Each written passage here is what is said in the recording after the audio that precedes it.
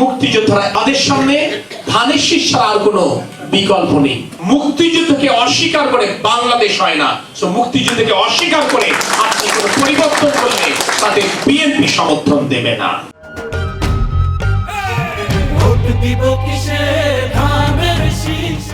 আজ সারা বাংলাদেশে মুক্তিযোদ্ধারা এক হয়েছে, কারণ তাদের সামনে মুক্তিযুদ্ধের চেতনা ধারণ এবং মুক্তিযুদ্ধের চেতনা বাস্তবায়নের জন্য একটি মাত্র রাজনৈতিক সংগঠন বিকল্প হিসেবে আবির্ভূত হয়েছে, সেটি হচ্ছে বাংলাদেশ জাতীয়তাবাদী দল বিএনপি।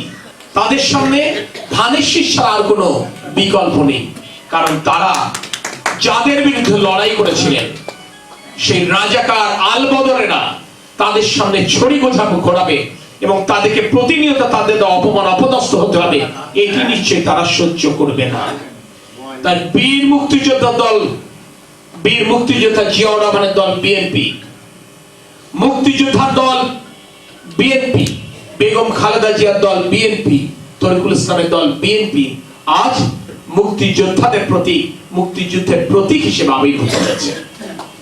আজকে জুলাই স্পিরিট নিয়ে অনেক প্রশ্ন রয়ে গেছে অনেকের মধ্যে। এটা কি?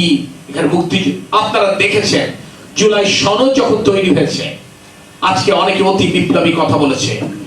বিএনপি একমাত্র দল যে দৃঢ়তার সাথে বলেছে মুক্তিযুদ্ধকে অস্বীকার করে বাংলাদেশ হয় না। মুক্তিযুদ্ধকে অস্বীকার করে আপনি কোনো পরিবর্তন করলে তাদের বিএনপি সমর্থন দেবে না।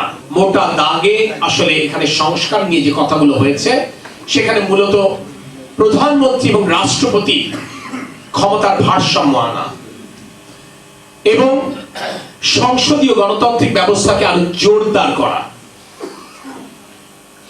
আগামীতে যেন কেউ স্বৈর শাসক না হতে পারেন, আগামীতে যেন কেউ এক নায়ক হতে না পারেন, আগামীতে যেন কেউ ফ্যাসিস্ট না হতে পারেন, তার জন্য এই সংস্কার। এই সংস্কার যাতে করে একটি গণতান্ত্রিক বাংলাদেশ, মুক্তিযুদ্ধের চেতনার গণতান্ত্রিক বাংলাদেশ নিশ্চিত করা যায় স্বাধীনতার এত বছর পরে, সেইটি আপনারা দেখেছেন। সেইটি করবার জন্য বিএনপি 2023 সালে সংস্কার প্রস্তাব ঘোষণা করেছিল, কিন্তু এরা সংবিধানে কিছু পরিবর্তন আনতে চায়, যে ভাষা নিয়ে আপত্তি আছে, অনাপত্তি আছে। কিন্তু আমি আপনাদেরকে একটি আশ্বস্ত করতে চাই,